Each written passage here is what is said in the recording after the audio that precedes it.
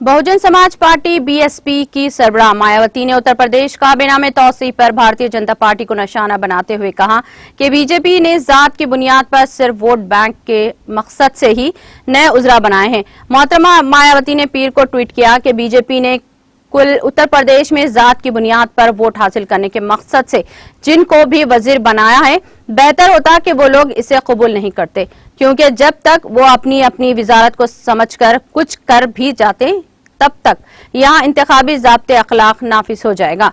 मोहतरमा मायावती ने उत्तर प्रदेश की हुकूमत पर किसानों के मुफादात को नजरअंदाज करने का इल्जाम लगाया और कहा कि बीजेपी हुकूमत पूरे 4.5 सालों तक यहाँ के किसानों को नजरअंदाज करती आ रही है और गन्ने की इमदादी कीमत में इजाफा नहीं किया, जिसकी तरफ 7 सितंबर को बीएसपी की रोशन ख्याल तबके की कॉन्फ्रेंस में मेरी तरफ से इशारा किया गया।